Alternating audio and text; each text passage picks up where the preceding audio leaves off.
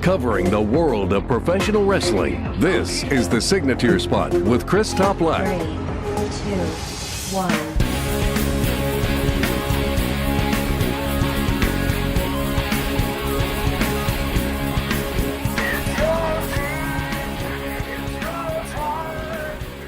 Thank you very much for tuning in to the latest episode of the Signature Spot with Chris Toplack. As always, I greatly appreciate your ongoing support. New episodes available every single Thursday. YouTube.com/The Signature Spot. Subscribe there. Visit lordsofpain.net or thegorillaposition.com to get your fix. Also available on iHeartRadio, Spotify, Stitcher, Google Play, Spreaker, and podcast apps such as Overcast. Woke up on Wednesday morning to some pretty big news at a New Japan Pro Wrestling. Jon Moxley defeated Juice Robinson to become the promotion's new United States champion. Who saw that coming? This easily makes my list for top 10 best matches of the year so far. If it's not in your top 10, I would hope it's a candidate. It was certainly more of a brawl than a match, though. Very memorable spots throughout. Moxley even debuted a new move dubbed the Death Rider, an elevated version of Dirty Deeds, and it looks very, very effective. He was even sporting more traditional gear that almost resembled something worn in MMA. Jon Moxley knows how to generate buzz. To reiterate, there is no official partnership between AEW and New Japan Pro Wrestling. Moxley is free to take bookings elsewhere until weekly television commences in the fall. On the program today, a full NXT TakeOver XXV recap, highlights from Raw and Smackdown and NXT. Plus, I'm joined by Ryan Boman as we provide you with a full preview of Super Showdown. Your weekly recap. As I noted last week, Death Taxes, a memorable TakeOver event. As fully anticipated, the event met and exceeded high expectations. In fact, the majority of the 25 events fall into that category. Tommaso Ciampa kicked off the pre-show panel, hopped onto the table. He proclaimed, "This is still my house." Paige was somewhere saying, "That's my line," while patting himself on the back. He mentioned that he will be keeping his eye on Goldie during the main event. So the show kicked off with Matt Riddle versus Roderick Strong, and ooh, what a great choice that was. Riddle got his arm raised following the Cradle Tombstone for the pinfall victory. It's remarkable to me that Matt Riddle competed at welterweight. That is 170 pounds throughout the vast majority of his MMA career, since he currently walks around at about 225. It's a lot of weight, a lot of muscle he's put on. And this was undoubtedly Roderick Strong's career-defining performance as part of NXT. Since the days of ROH, Strong has really elevated anyone he's been in the ring with. He did that here as well.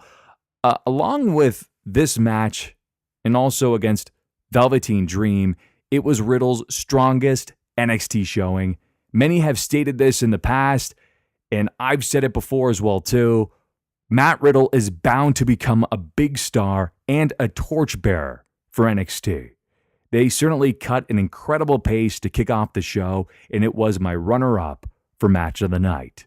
For the vacant NXT Tag Team Championship, it was the Undisputed Era versus the Street Profits versus the Forgotten Sons versus Oney Lorcan and Danny Burch. This match was completely chaotic from start to finish. Everyone put their bodies on the line in an effort to claim the vacant titles. The punishment Kyle O'Reilly took throughout the entire match was flat out ridiculous. He landed awkwardly on the ladder. He was powerbombed onto the ladder, and then also following a German suplex spot, he nearly ate all of a flying ladder. In my opinion, Kyle O'Reilly and Montez Ford were the true MVPs in this match. Dawkins landed a great spear under the ladder, and Ford leaped in out of nowhere to springboard and climb up the ladder to pull down the titles. A very entertaining match with a solid conclusion, a near 7-year journey for Angelo Dawkins, as he has spent nearly that entire time within the NXT system and gone through multiple partners. He made his NXT debut way back on June 19th, 2012. As for Montez Ford, he's arguably the best pure athlete on the roster. Next up, the Velveteen Dream versus Tyler Breeze. It all comes full circle. Tyler Breeze competed on the very first NXT TakeOver event 5 years ago. I'm so happy he's back on the NXT brand full time, as his talent was completely wasted on the main roster. He was barely utilized, especially after Fandango got injured. This match accomplished two things. Once again, confirmed the fact that Velveteen Dream is a long-term future star, and it also served as a reminder as to how good Tyler Breeze is as a performer. A great match with the Velveteen Dream retaining following the Rainmaker elbow. The near falls were believable and both put a lot of effort into selling offensive maneuvers. Plus, I like the selfie at the end of the match as well, too. For the NXT Women's Championship, Shayna Baszler versus Io Shirai. Io Shirai, in my opinion, still has the best moonsault in the business today. Candice LeRae made an appearance. She took out both Shafir and Duke with a kendo stick to even the odds. And while attempting to go for an elevated pin, Io Shirai openly gave up her neck and back, which is a huge no-no, because Shayna Baszler is a submission specialist. And of course, it proved to be a costly mistake as the genius of the sky passed out. Shayna retained. Then Io uncharacteristically snapped and attacked Shayna with a kendo stick. It was brutal. And while holding a chair, proceeded to land a flawless moonsault onto Shayna Baszler. I love this aggressive side to Io Shirai. It was announced that NXT UK TakeOver is set to take place on August 31st. By the way, also taking place on August 31st is AEW's All Out from Chicago. Stephanie McMahon was shown on screen and received some boos. Say what you will about her, but at least she shows up to support the brand. If you looked at the bottom left corner of your screen, you would have noticed Adam Cole's girlfriend, Dr. Britt Baker from AEW, giving Stephanie McMahon the stink eye. And in the main event for the NXT Championship, Johnny Gargano defended his championship against Adam Cole. It was Johnny Gargano's record 14th TakeOver event. Josiah Williams joined Adam Cole and performed his entrance. He was recently hired by NXT after they discovered his Wrestle or Flow social media accounts. I've been following him for a couple of months. Very, very talented. So I'm glad they brought him in. Following the Panama Surprise and the last shot, Adam Cole, baby, was crowned the new NXT champion. Plenty of emotion and near falls led up to this moment. It took everything but the kitchen sink for Cole to put Gargano away. This sets up a big trilogy bout between Cole and Gargano. And to advance the story, this was the right outcome. Easily match of the night. My overall rating between an 8.5 and 9 out of 10. With Double or Nothing and NXT TakeOver 25, we were truly spoiled as fans of pro wrestling over the span of a week.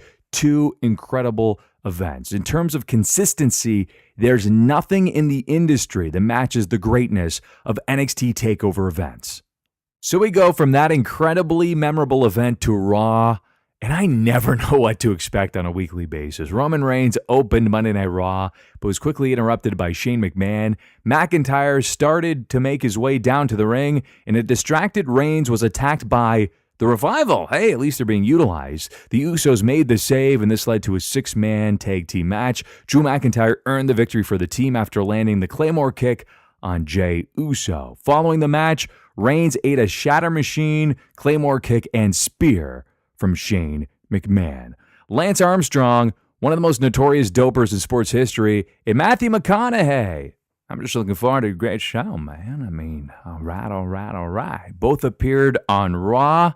Seth Rollins joined The Miz for Miz TV, which mostly focused on the lingering threat of Brock Lesnar cashing in. Right on cue, Brock Lesnar and Paul Heyman arrived at the arena with a briefcase in hand. The Beast Incarnate was directed to cash in this evening. Instead, he went straight to the locker room. The Iconics showed up to poke fun at Nikki Cross's height.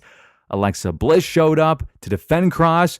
Did we just become best friends? Yep, I think so. The man Becky Lynch made an appearance. Lacey Evans made her presence felt. Clearly, one of the writers is a fan of The Dark Knight. As Lacey noted, Becky, you're a dog chasing a car.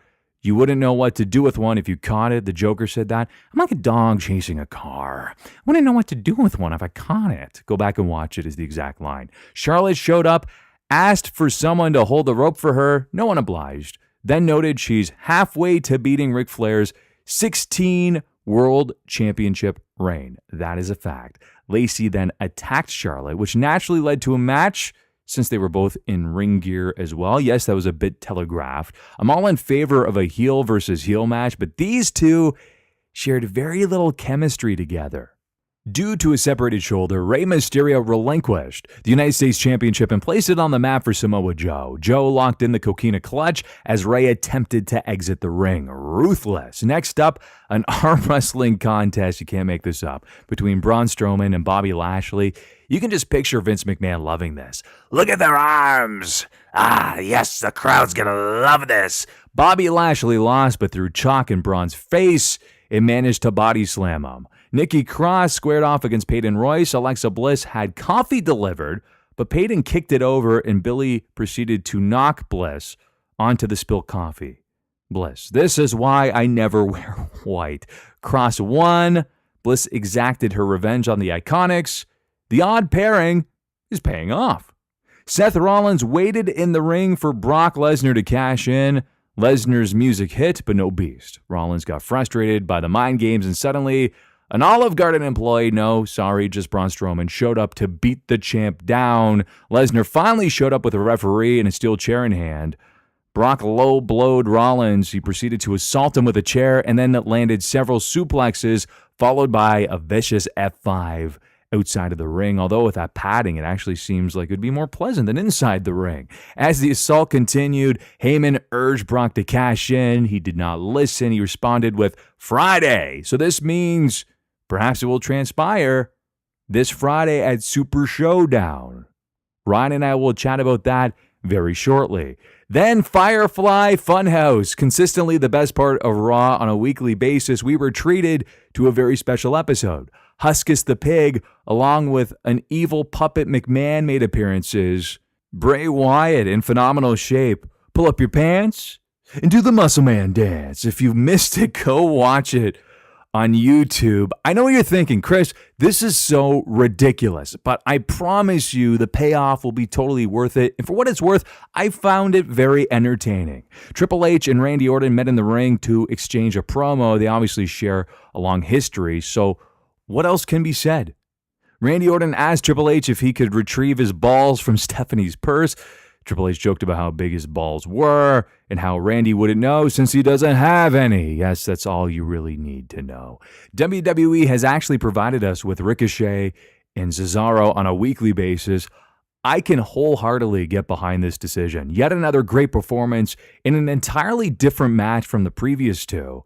Ricochet won with an elevated package pin. Following the match, Cesaro attempted to pull out a table from under the ring, but hilariously, R-Truth was attached to it. When you have the most inventive spot in hide and seek, but still get discovered. That's how I would summarize that exact moment. R-Truth narrowly escaped with his championship in hand. The Undertaker closed the show and received a very positive reaction, but his promo was cut drastically short due to obvious time restraints, a definite production goof. He asked for the unstoppable mythical icon Goldberg and not the family man who just wants to make his family smile at ringside. Taker further noted that Goldberg, you're next. 3 hours, only 4 matches. Overall, this was a very disappointing episode that ultimately fell flat. Kofi Kingston and Xavier Woods made their way to ringside. They were quickly interrupted by Dolph Ziggler. Kofi is celebrated as a hero. Dolph resents it. A straightforward yet highly effective storyline focused solely on jealousy. New Day versus Sami Zayn and Kevin Owens was on tap, with Kofi Kingston landing Trouble in Paradise on Sami Zayn for the victory. I'm surprised Alexa Bliss kept a straight face when praising Raw as the far superior brand over SmackDown. Bliss was on SmackDown to host a Moment of Bliss featuring Bayley. Alexa spent more time demanding coffee than actually interviewing the SmackDown Women's Champion. Elias also once again went electric. What a treat for those in attendance. He was scheduled to face R-Truth for the 24/7 championship. As roughly a dozen wrestlers stood at ringside, Elias quickly won to become a 2-time champion. Everyone ran into the ring, brawled while Elias narrowly escaped. R-Truth managed to regain his championship after pinning Elias under the ring. Yes, You heard that correctly. Shane McMahon made his entrance with the Revival by his side. He asked for them to leave, and for the second night in a row, Roman Reigns was left lying on the mat with a little help from Shane McMahon's friends. In this case, it was yet again Drew McIntyre. Alexa Bliss pinned Carmella with the DDT after interference from Fire and Desire. So she will be taking on Bayley for the SmackDown Women's Championship. On the plus side, at least, Charlotte isn't immediately competing for the SmackDown Women's Championship again. It was only a matter of time before Raw superstars could compete for SmackDown championships and vice versa. With the wild card rule, there really are no rules. Kayla Braxton conducted an incredibly awkward interview with Lars Sullivan that was overly scripted and robotic. He asked questions such as, would you ever ask a lion how they stalk their prey? Sorry, I don't speak lion. Byron Saxton used the words nightmare fuel to describe Lars. That's how I feel about that entire segment. It was very polarizing. Some loved it, some hated it. I just thought it was very disjointed. Andrade hit Apollo Crews with the hammerlock DDT before the bell even officially rang. This prompted Finn Balor to run down for the save, but he too was hit with the hammerlock DDT after Selena Vega got involved. Goldberg's entrance without the pyro is completely underwhelming, but his promo served its purpose with a promise that The Undertaker will get the ass-kicking machine this coming Friday at Super Showdown. The lights went on, lights went off, the sound of a familiar gong hit. The Undertaker appeared in the ring. Goldberg did not flinch. Lights went off, back on. Taker quickly disappeared. It's a throwback, and I personally enjoyed it to conclude the show. While SmackDown was a slight improvement over Raw, it consisted of 3 matches within a span of 2 hours. If you're keeping track, that's a total of 7 matches in 5 hours worth of television. Up next, I'm joined by the editor and chief of thegorillaposition.com, Ryan Boman, as we provide you with a full preview of the controversial Super Showdown. Our topic of the week. WWE Super Showdown 2019 takes place this coming Friday, June the 7th from the King Abdullah International Stadium in Jeddah, Saudi Arabia. The show will begin at 2 p.m. In the East, you may be working, but of course you can catch the replay on the WWE Network. Understandably, we're going to make some lighthearted jokes throughout our predictions. As a quick reminder, no women are featured on the card, but there are rumors a women's match may actually occur. Natty, Renee, who will be commentating, I believe, and Alexa Bliss are making their way over to Jeddah. So I'll believe it when I see it, but this will be a step in the right direction. And of course, the Prince is essentially a spoiled rich kid who pays WWE a preposterous amount of money to handpick an entire card while the first couple of rows sit on couches, barely make a peep. But a major plus, entrances should hopefully feature pyro yet again. And while this event has been advertised as equal to or better than WrestleMania, the end result of this Super Showdown show will hopefully be better than the glorified house show in a stadium venue we have been accustomed to. Ryan Boman joins me. I know that there has been a lukewarm response to this card, but there are some decent matches on this card. I really enjoy it. Chris, it's going to be a Friday, and it's a Saudi house party. It's a pajama jammy jam, the sequel, baby. We're back in the progressive city of Jeddah. Yes, where women can now drive cars. I remember where I saw that propaganda video, and that was their bragging right, and I thought, you got to try harder than that. Yeah, and people can eat meat on Fridays, and somewhere you can go without getting cut into pieces.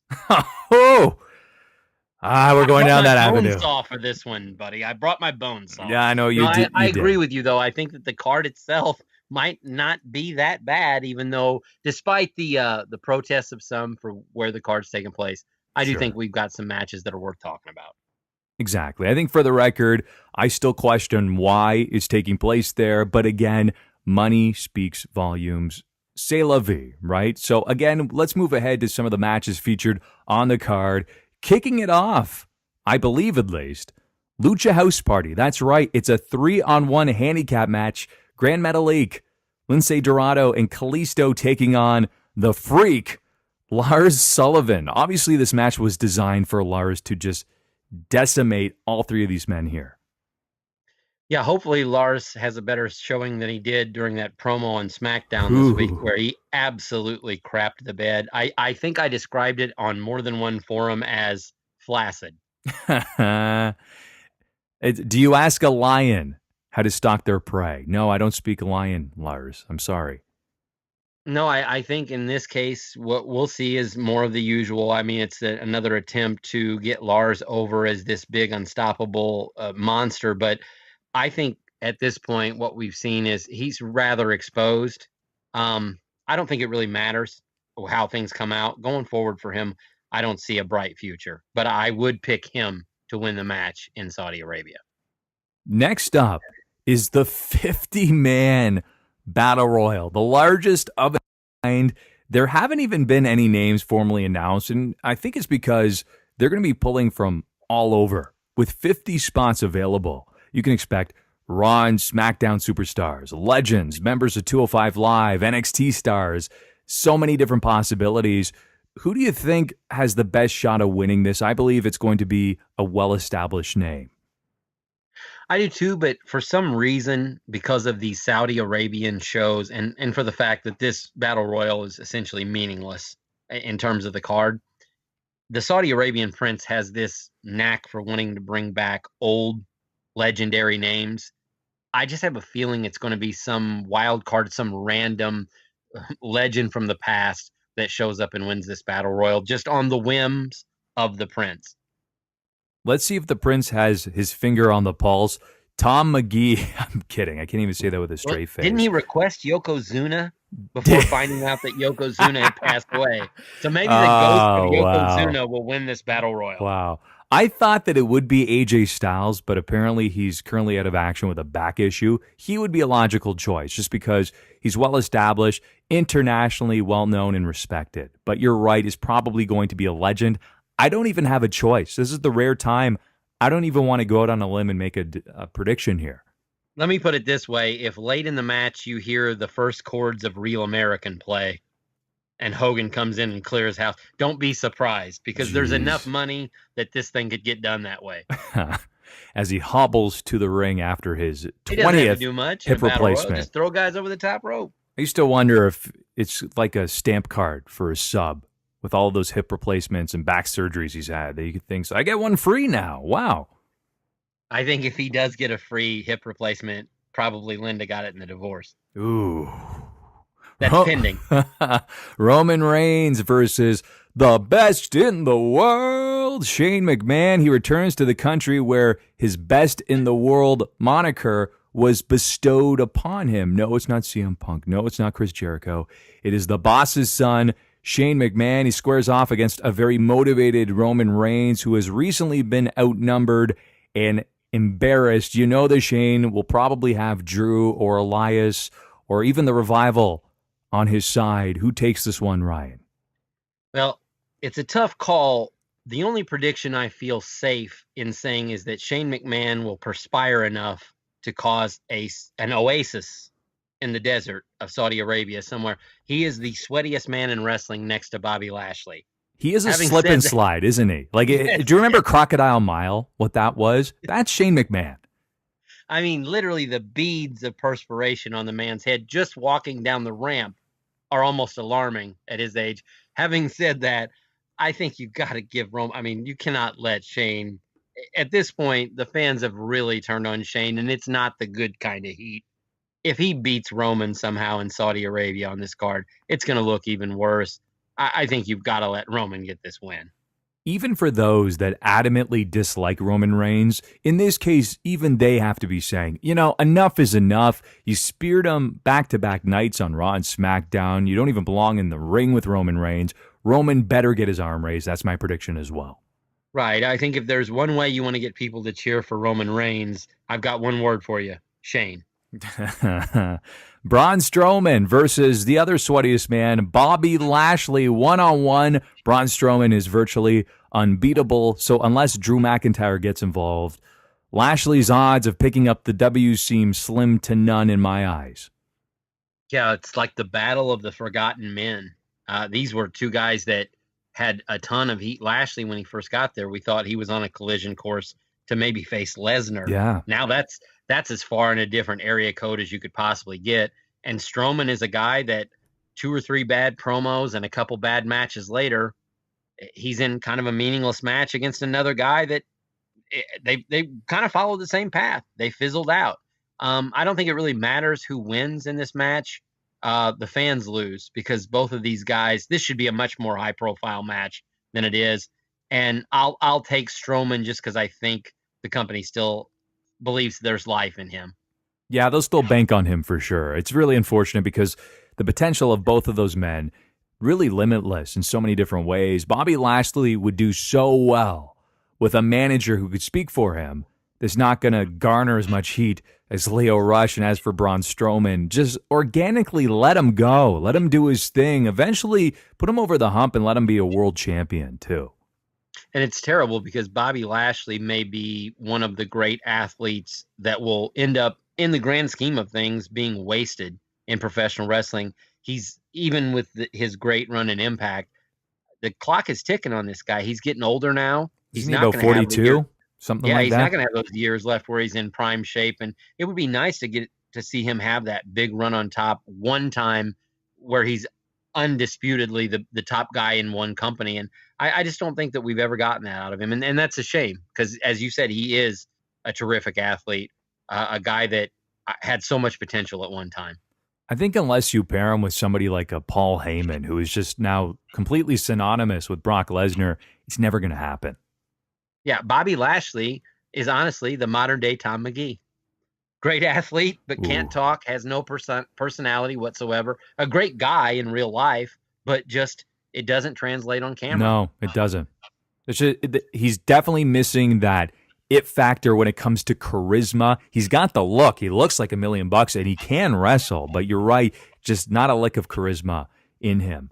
For the WWE Intercontinental Championship, on paper, this match looks outstanding.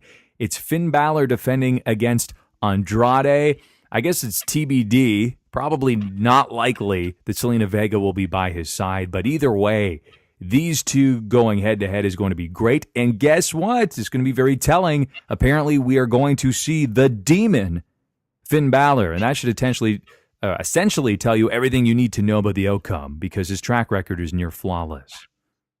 Yeah, Andrade is another guy that I'm not a huge fan, but I heard the company was high on him when he first came up, and now it seems like he's going to be relegated to the middle card. I think, again, you have to deal with where they're at and the fact that this is as much of a show as it is a wrestling card.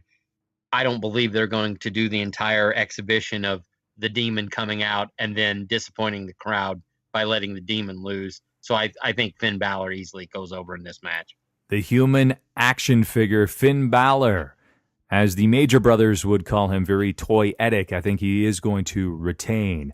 For the WWE Universal Championship, it is Seth Rollins defending against Baron Corbin. Now, this really kind of poses a couple different questions here surrounding the match. Will Seth Rollins be healthy enough to compete after Brock's brutal attack on Monday? And also, how will Brock Lesnar be involved? I heard a nightmare scenario, and I'm going to throw this at you, Chris, that at some point, because they don't want to lose the potential Seth versus Brock one-on-one matchup, that Brock would interject himself in the match and pin Corbin to win the Universal title. Oh, come on. I'm just telling you, this is a thing. I actually think Meltzer threw that theory out, is where I heard it. That would be vomitous if it happens that way, to where Rollins loses the title, Brock cash. So we lose the Money in the Bank, Rollins loses the title, and we don't really get a resolution between the two of them. If that's the outcome, I would be very disappointed. I honestly think that Rollins beats Corbin and Lesnar cashes in and then beats Rollins. Oh, but you're right. It's a lose-lose situation because the drama of the cash-in is gone. I hate the fact that he already said Friday. It's like the most important aspect of Money in the Bank is you never know when, you never know where, but he's calling his shot. Some would say that's admirable, but that's not even what a heel would do. They need to be opportunistic, right? Absolutely. Now, he said Friday, the alternative Earth 2 scenario is that he doesn't cash in on Rollins at all, and Friday means I'm cashing in on Kofi. That is another plausible scenario. I've thought about that one as well, too. Ah, God, I don't even know which one I would prefer if you put a gun to my head. It makes more sense for him to cash in on Kofi and then pretty much keep away with the belt until they premiere SmackDown in the fall. That's what I was thinking could be the alternate scenario, was possibly Brock would say, well, we all know that he's earmarked probably to be on the Fox show most of the time. So for him to take the title now, maybe work in a defense over the summer and kind of, again, play the waiting game until he pops up on the first episode of SmackDown on Fox. If he cashes in against, no matter who he cashes in on, if he does it on Friday, he's going home with a title belt. We know that. Yeah, definitely. He's not going to show up empty-handed when he gets back home to his dairy farm. So going to this match next, I guess we already kind of led into it. It was for the WWE Championship. I don't even want to use past tense here, but either way, it's Kofi Kingston, the champion, who's done a very admirable job, by the way, taking on Dolph Ziggler. Now, the basis of this feud has been fueled on jealousy, and I like it because it is refreshingly straightforward. Dolph Ziggler has basically said, you're the hero, and it should be me. And I love that. He's witnessed the success that Kofi has achieved, and he believes it should be him. Simple and effective. It's amazing how Ziggler just, because of his talent and the fact that he can get a good match out of anybody, he'll always find himself somehow on a pay-per-view main event. He'll always find himself in the mix because they know they can count on that guy. That's one thing that you've got to give the guy credit for. Maybe underrated as a worker in the ring during his time in WWE, but at the same time, a guy that you just have to tip your cap to, that he can come back and reinvent himself every time because you know you're going to get a good match out of him. Having said that, I think that he's going to lose to Kofi. I don't think either challenger is going to beat the champ, but I think at the end of the night, one of the champs is going to lose their title to Lesnar. Triple H versus Randy Orton. The history between these two goes all the way back to the very beginning of Evolution. Of course, Triple H was grooming Randy Orton as the future, as you know, and it actually took place in my hometown, Ryan. He gave the old thumbs down. Batista dropped him right on his back, right on his head, and Randy Orton was effectively out of Evolution. Now they add another chapter to their amazing legacy together. I've had the great opportunity to watch Randy Orton start all the way to this point. I think in a lot of ways because he came through an era where there were such big stars like Cena and Triple H and others, that he'll always be a little underrated. I think Randy Orton's one of the great performers of his era, at least, maybe the best in-ring performer of his era when you combine size, power, and his wrestling ability. And I honestly think Triple H's days of going over everybody are over. I think he's going to pick and choose his spots where he does the job. I think Randy Orton's going to beat Triple H. Ooh, I like that. You touched on something that I totally agree with. To Randy Orton, he was a natural, and I think in some respects, it was almost too easy. It's like that kid in class that constantly gets A's and they're not challenged. I think for years he was not challenged. It's funny because he probably looks at a company like AEW, and there's rumors he's going to go over there. I adamantly disagree. But at the same time, he probably sees all of this new talent or all of this, the new cream of the crop get called up from NXT and think, I want to work with him, I want to work with him, and I want to work with him because I can actually do something exciting, similar to what he did with AJ Styles, and it was a hell of a match at WrestleMania. Yeah, I've always kind of compared Randy at his best with Barry Windham in his prime in 87, 88, where he had the height and that kind of lanky, ropey build where he could work with anybody. Randy's had that, and he's maintained that. Now, Barry got bigger in his later years, but Randy Orton has always had that 6'4", 6'5", 250s, 260 frame that he can work with the little guys, work with the big guys. He's winding down his career at this point, as is Triple H. I think that this is a match where I think Triple H is going to go ahead and give Orton the nod. I don't know why. I just have that feeling in my gut. Wishful thinking. I'm going the other side, Triple H, but I would much rather see Randy Orton. So we go from basically a legendary feud, another chapter being written, to one that has never been written before. It's Goldberg versus The Undertaker, the match everyone wanted 20 years ago, a combined age of 106 years old. There will be a fight over who gets dibs over the ice packs and the cortisone shots first. I think the greater question is, what's the over-under on the time of this match? 5 minutes or less. Yeah, we could get Super Bowl odds, I think, on 4 minutes. That's sort of what I'm from bell to bell. We know the entrances are going to be longer than that.